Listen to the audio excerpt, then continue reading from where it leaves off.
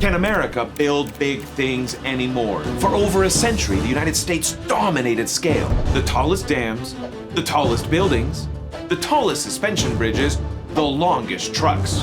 But today, the tallest dam is in China. The tallest building is in Dubai, and the longest suspension bridge is in Turkey.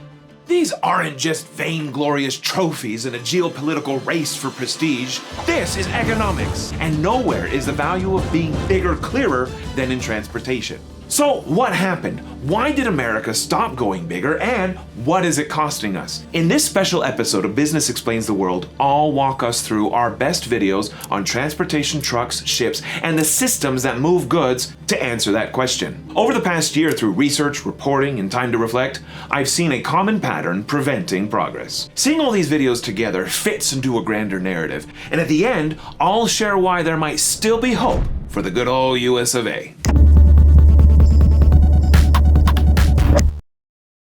In the US, semi-trucks have barely changed size in decades. Meanwhile, countries like Australia run road trains hundreds of feet long. Places like Finland operate trucks nearly twice the size as ours. Because the US trucks are smaller, it takes more drivers, more trips, and more fuel to move the same goods, making everything in the supply chain more expensive. So, how did it get this way? When I say truck, you probably think of this. In the US, we call them semi-trucks, referring to the semi-trailers not having front wheels. Across the pond, they're called articulated lorries, or Arctic for short. And you can trace them all back to this Scotsman living in Cleveland, Ohio, before the turn of the century. The last century. Alexander Winton mostly made cars back then, and he wanted a way to transport his automobiles to the customers without putting miles on the odometer. So, the Winton Motor Carriage Company adapted a car chassis so that it could carry a trailer. Each trailer could carry one car. That's right, the first semi-truck was a truck. On that note, I want to know when we're going to get a truck. When the automobile industry first started taking off in the 1900s, trucks followed suit. By 1913, the first state-level weight regulations were imposed, up to 28,000 pounds in Massachusetts. About the weight of 2 African elephants. We continued to improve the technologies like this more efficient diesel engine. Pneumatic tires that could support more weight, braking and steering improved.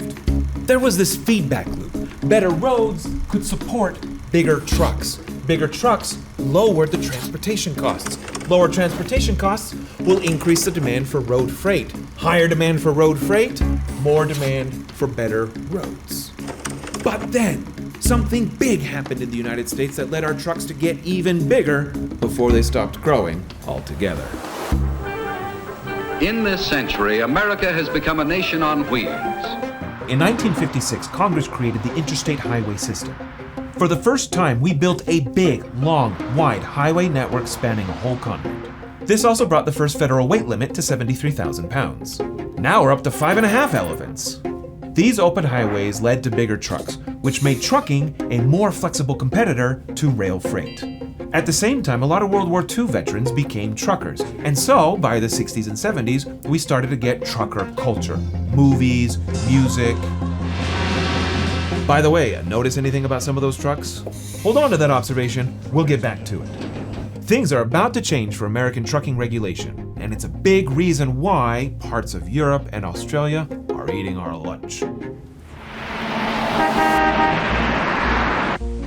It was announced today that gasless Sundays will go into effect as of next month. In 1973, we saw our first big oil shock. Gas prices soared, fuel was rationed. President Nixon imposed a nationwide speed reduction to 55 miles per hour. By December, many truckers had had enough. This is J.W. Edwards, known on the CB radio as River Rat.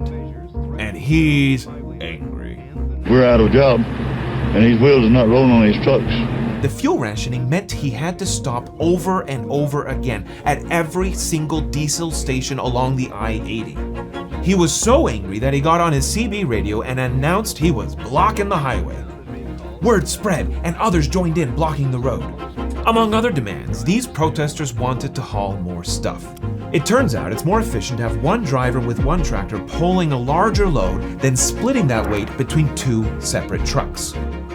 So truckers wanted heavier trucks, and they were tired of a patchwork of different rules in different states. Finally, in 1982, federal regulations added 5 feet to the trailer limit and increased the standard weight limit to 80,000 pounds. But no bigger. The concern was that the trucks over 80,000 pounds would test the structural integrity of the nation's bridges. This added another half elephant. And for the past 40 years, trucks in the US have pretty much stayed all the same size. But there's another quirk from these new rules that's affected how trucks look today. Remember that clip from Convoy? The flat-faced cab-over style disappeared. After the law changed, the cab no longer counted in the length rules, so drivers could stretch out. Let me show you something. Come with me to Florida. Time to go to Florida. Sweet.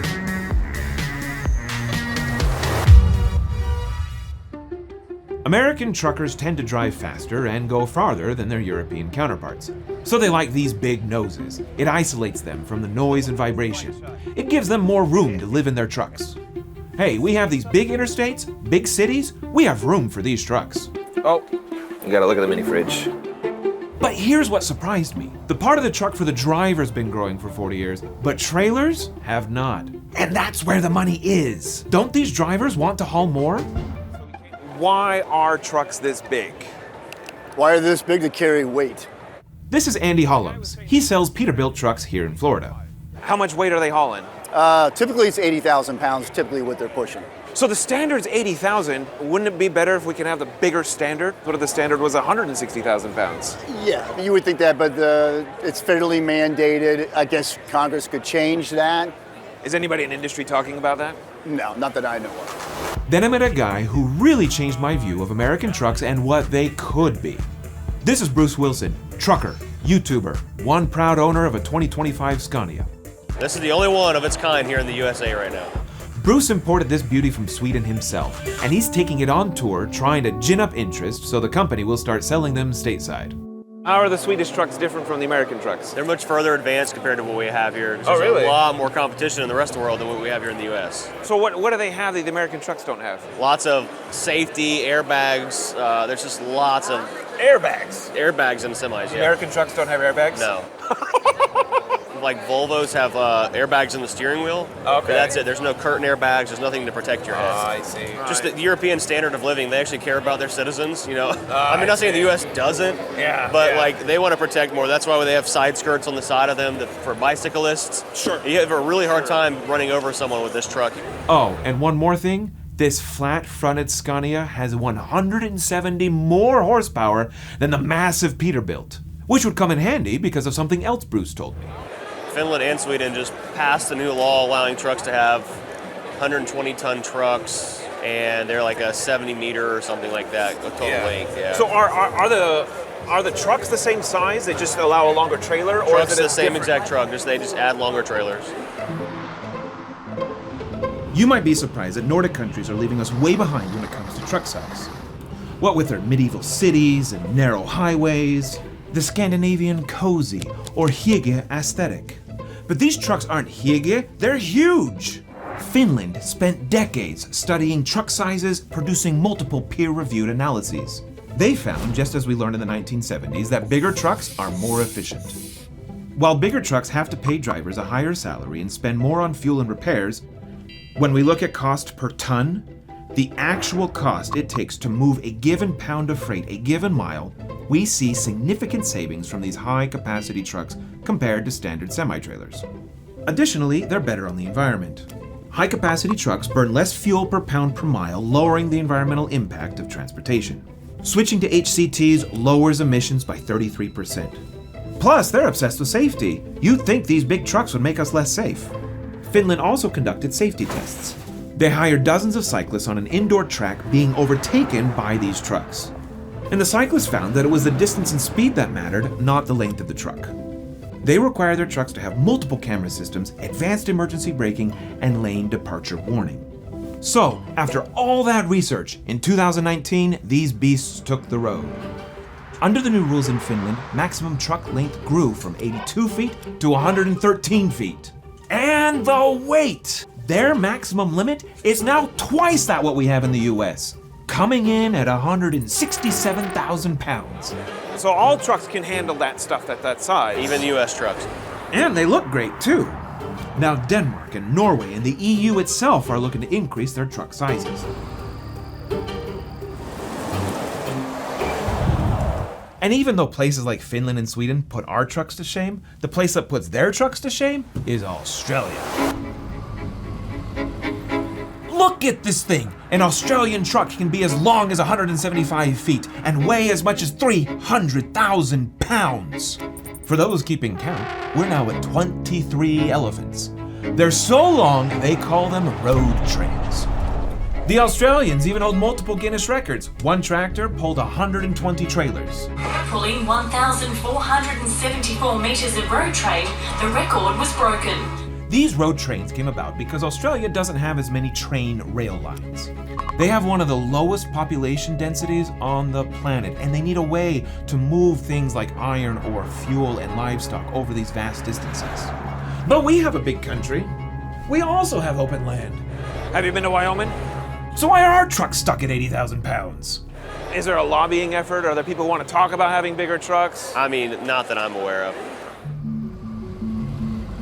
The engine of economic prosperity is built upon increasing our labor productivity, meaning a single truck driver can haul more value than they used to. This grows the economy and we earn higher incomes. Remember how trains were getting longer? Since 1990, productivity has increased for trains 5 times more than trucks. And with trucks transporting 65% of our goods, this matters. There's a greater stagnation in the trucking industry, and this not only hits our economy, but also the environment. We have already lowered our highway vehicle pollution dramatically over the past 2 decades. There's more work to do. We could follow Finland. Our smart people could study how to increase truck sizes the right way, to not have our bridges fall down. It's solvable if we have the will. But here's the good news. There have already been repeated proposals in Congress to increase the limit from 80,000 to 91,000 pounds. But ships are a different story, because when it comes to ships, the constraint isn't something that you can just tweak. Big ships don't come to America. Take a look at the Evermegas, one of the largest ships that come to the US. Now compare it to the largest container ships. The Evermegas can carry 15,000 containers, but there are more than 200 ships that can carry over 20,000 containers, and none of them regularly come to the US. So I wanted to know why big ships don't come here. I quickly found an obvious obstacle. They don't fit. Let me explain. Let's see what happens if an ultra-large container vessel like the MSC Arena tried to dock at a US port. Let's start with the largest city in America, the port of New York and New Jersey. Here's Manhattan, you can see Central Park. This little dot is the Statue of Liberty. Ships come in from the Atlantic Ocean to the Upper Bay. Now let's zoom in to a closer map. You can see the Statue of Liberty right there. Now here's where you can enter the container port. So, can the arena fit? Well, the channel to the port's berth needs to be between 50 and 55 feet deep. Now, how deep is this port? It's about 50 feet deep. Now, that's good enough for the big ships, but not the biggest, like the arena. By the way, this depth requirement is going to eliminate a lot of ports in the south, too. But depth is not the only problem. The MSC Arena is also tall. So bridges are an issue too. The biggest berths are on the New Jersey side over here. It needs to pass underneath the Bayonne Bridge built in 1931. In 2019, the Port Authority spent $2 billion to raise it to be 215 feet above the waterway, which would allow for Neo-Panamax ships. We'll come back to what Neo-Panamax means later. But how tall above the water is the MSC Arena? 265 feet. No dice. But wait, by 2019, we knew ships were going to get bigger. Why didn't the bridge lifting project account for ships taller than 215 feet? Well, the first part of our answer lies here. When you look at where the world's containers actually move, the pattern jumps out immediately. This corridor from Shenzhen to Rotterdam is basically a conveyor belt. Constant ships, constant volume. Now look at the transatlantic. Way lighter. And that's the key. There just isn't enough traffic between Europe and the US East Coast to justify sending the biggest ships here. Okay, so what about the ships coming from Asia to the East Coast? Remember, big ships make things cheaper, and the big cities on this route have massive demand to justify the biggest ships. Having these giants come from Shanghai to New York just makes sense, right? Well, this question warrants a story time. Since America's founding, it has been a leader in global shipping. The colonies specialized in shipbuilding due to our deep ports and extensive forests. In the 1800s, we built 2/3 of the whole world's whaling vessels. And then in 1914, we built the freaking Panama Canal. And that changed everything. Previously, ships sailing from New York to San Francisco would go through the dangerous Magellan Strait at the bottom of South America. Now, they cut through here. It was a triumph of engineering. Look at this. The canal's locks were 110 feet apart. At the time, that was plenty. I mean, look at the ships we had back then. But that width quietly set a limit that shaped U.S. shipping for decades. If your ship couldn't fit through the canal, it couldn't reach both coasts. So America built ports and ships that fit inside that box. Then came World War I, exposing another problem. Most of the ships carrying U.S. goods weren't even American. When the war began, foreign fleets vanished and American trade grounded to a halt. Afterwards, Congress panicked. They never wanted that dependence again.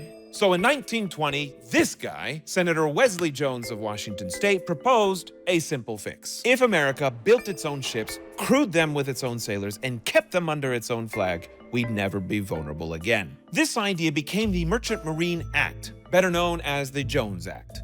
At first it worked, protecting shipyards and guaranteeing American jobs. But eventually that protection led to some major downsides, as we'll see later. Those slides are looking really great. Any progress from our accounting firm? Things are going to get moving pretty quick, really soon. Okay, sending. Oh, I didn't see you there. I was just using Speakly from GenSpark. Have you used it yet? GenSpark went from a concept to $200 million in annualized run rate in 11 months. Can you believe that? That's insane. They're Silicon Valley's first AI agent unicorn because they're an all-in-one AI workspace. I like to talk to AI to organize my thoughts and send messages to people using their transcription software. It takes my jumble of words and turns them into something coherent. I speak naturally and let Speakly do the rest. The AI auto-edit instantly cleans up my speech, delivering perfectly formatted text in real time. In super agent mode, I can execute complex, multi-step workflows using only my voice. This morning, I needed to prep for an investor meeting. I double-pressed the hotkey, told it what I needed, and it found my notes, pulled my slide deck, and drafted my talking points, but Speakly is just the start. GenSpark also has AI slides, sheets, docs, designer, and developer. Basically, whatever problem you're trying to solve, there's a tool for it. When you sign up through the link in this video's description, you'll get free credits so you can try GenSpark for free right away. Thank you, GenSpark, for sponsoring this episode. Now, let's get back to the show. At this point, America sat at the top of global shipping. The economy was booming, our ports were modern, and big ships, well, they simply weren't an option yet. By the end of 2 world wars, Britain's dominance of the ocean was in decline. America owned more than half of the global shipping capacity. During the war, we built thousands of convoy vessels, and at war's end, sold them to private shipping. One of them was the SS Lane Victory, built here in LA in June 1945. These ships are what they call break bulk. Unlike a bulk commodity like coal or grain that you could just load on the ship with a conveyor belt, these you have to break up the bulk in different size packages and crates. It took skilled, able-bodied seamen to manually pack the stuff in so that there wasn't any space wasted and the weight was evenly distributed. Because the cargo was packed to minimize space, they had to unload every single piece before they could organize it for the next step. This is a process that would take weeks. These problems were solved when this box was invented. Standardized shipping containers changed everything. Their initial voyage lowered unloading costs by more than 90%. Containers made global shipping faster, cheaper, and infinitely scalable, and allowed for and incentivized bigger ships. Much bigger. Because remember, bigger makes long ocean voyages much more economically efficient. Europe and Asia led the charge with ships like this, and this. They weren't constrained by the Panama Canal like we were, and their infrastructure grew with it. They dredged deeper, built taller cranes, and constructed man-made port islands. Now, eventually, the Americas realized we had to catch up. So the Panama Canal was upgraded at a price tag of $5 billion to allow ships of up to 168 feet wide to pass through. So by 2016, the canal can now handle ships of up to 14,000 container equivalents, even though by this time the largest container ships were approaching 20,000. So this explains the east coast of the US. There isn't enough transatlantic traffic, and despite its upgrades, the Panama Canal is still not wide enough. But remember, we're trying to answer why the world's biggest ships avoid America, not just one side of it. So, what about LA? To find out, I decided to get up close and personal. We're looking up at the Evermegas, 7 miles out from the LA port, out in the wide open ocean. This sucker is about the biggest ship that we regularly see come into the American ports, coming in at 15,000 TEUs. But actually, that's not that big. And the ports of LA can technically handle much bigger. Combined, the LA and Long Beach ports are massive. It takes you 20 minutes to drive across them on the freeway in good traffic. We got cranes as far as the eye can see, and they're huge. Over 18 million containers go through these ports every year. And the LA port is plenty deep. They've got big cranes everywhere and large man-made islands. And the ships coming in from Asia don't need to go through Panama, obviously. And go back to the traffic map, yep, plenty of demand. But the biggest ships still don't come here. Okay, I think I'm hitting a wall. The West Coast ports are big enough, and the demand is high enough. What gives? Why don't the big ships come to LA? I decided to talk to some experts. And boom, they hit me with perhaps the most obvious explanation. And it actually has very little to do with our ports at all. If you look at ports like Rotterdam, they're literally putting the box on the ground and then putting it on another ship. Most of them don't get put on trucks. When the ports of Rotterdam and Antwerp were discussing accommodating the next generation of container ships, they had a huge concern. The Belgian government was very clear it didn't want that much more truck traffic in a small and crowded country. The Dutch government said the same with respect to Rotterdam. The government was insistent that the terminal operator had to guarantee that a certain percentage of these containers would go out by barge into other locations. The Netherlands and Belgium didn't want the entire European continent's truck traffic clogging up their small countries' highways. So now, right after a big ship is unloaded, most of the cargo is immediately placed back onto smaller feeder ships, either to go across the North Sea or through the continent's many navigable rivers. This is super fast and efficient. Smaller ships move cargo up and down the coast, taking pressure off portside warehouses and highways. But in the US, everything that comes in on these ships has to somehow be put onto a truck or else onto a railroad car. And that takes time. You've got lines of trucks waiting to collect these containers. Even if megaships can dock here, it will sit there for days, losing money by the hour. So yes, technically, a few ports can handle the biggest ships, but the ships themselves don't want to come. So why don't we have a network of feeder ships like Europe and China? Well, remember the unintended consequences of the Jones Act I mentioned? To this day, it still prevents foreign ships from transporting goods domestically, and the US did not build its own fleet of small cargo ships. But before you go ahead and give all the blame to this outdated piece of legislation, let's go back and look at Europe's feeder system. A river barge can go all the way from Rotterdam, up the Rhine, all the way to Basel, Switzerland, with a population of 200,000. Even more than that, the Rhine, via canals, connects to the Danube all the way to the Black Sea. Now, look at the American West Coast. Notice anything? Along the whole coast, there's only one river, going up to the middle of nowhere, Idaho. Even if we had feeder ships, there'd be nowhere for them to go. Outside of California, the West is sparsely populated. Almost all the cargo that gets unloaded goes straight on a train to service inland America. It's the only option we have. So, to recap, big ships don't come here because East Coast ports are too small. And the transatlantic route doesn't have enough traffic to justify them. And on the West Coast, the ports that can take them unload and distribute too slowly. Because, unlike Europe and China, we don't have a feeder ship system to clear out cargo fast. And we don't have that because the West Coast has almost no navigable rivers. America just isn't built for mega ships. What would it take for the US ports to finally handle the most efficient ships on the planet? A massive upgrade for how we move cargo out of the ports. Way more distribution capacity, way more automation.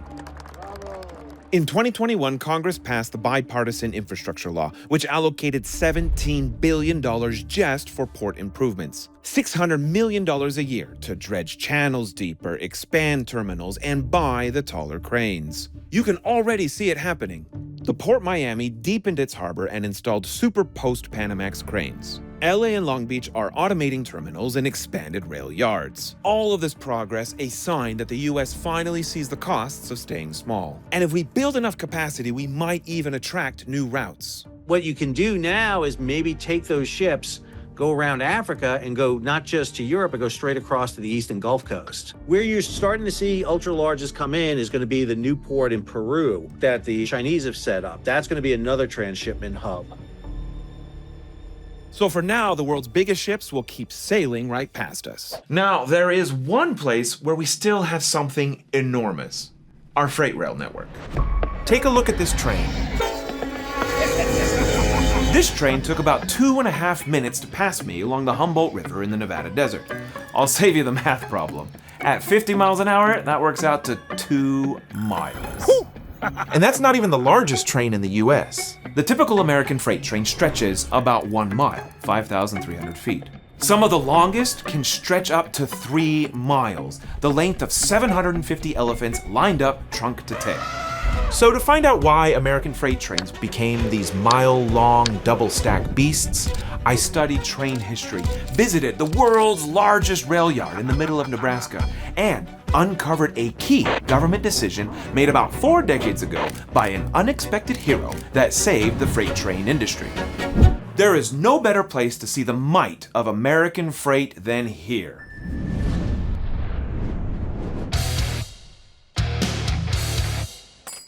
North Platte, Nebraska, the largest rail yard in the world. 140 trains come through here every day. That's over 14,000 cars. 17 tracks come in, 16 tracks go out. To service America, they run this yard 24/7, 365 days of the year. Goods come across the country. We're talking automobiles, steel, coal, wheat, grain, corn. Nothing, says Nebraska, more than corn and trains.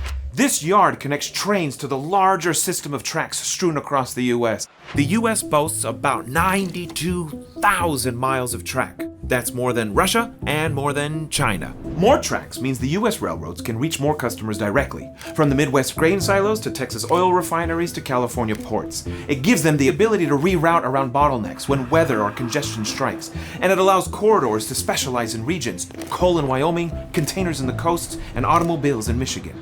In short, more track miles translate into lower costs and more reliable service. That is economies of scale in action. And powering all of this are the train engines, often weighing over 200 tons, stretching more than 70 feet, and packing 4,000 plus horsepower from huge V12 diesel engines that drive electric motors. And some trains don't just run with one. You'll see 2, 3, sometimes 4 locomotives spread through the train, all controlled from a single cab. But hold on! America's freight trains used to be a mess, and what saved them broke one of the most fundamental rules you think you may know about economics. Let me explain. By the 1970s, decades of outdated regulations collided with new competition from trucks, highways, and planes that was crippling rail.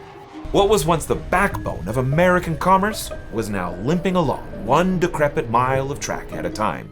And American freight trains were modest. The typical train hauled around 70 cars and moved about 1,800 tons of freight, basically a third of what the modern heavy haulers pull. And that wasn't just because the engines were weaker. The entire system was built for small. Regulations capped how railroads could price, route, and run trains, which kept consists short, slow, and expensive. Even the caboose was locked in place. State laws required a rear crew on every train, long after modern sensors made the job obsolete. And when railroads did try to innovate, they were met with a wall of regulation telling them no. So by the 1980s, the government decided something had to be done. And there were 2 options.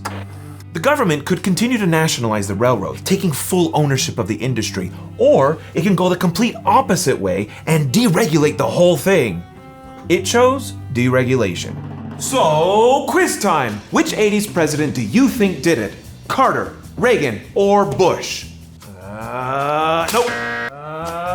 Nope, it was Jimmy Carter, a liberal Democratic president.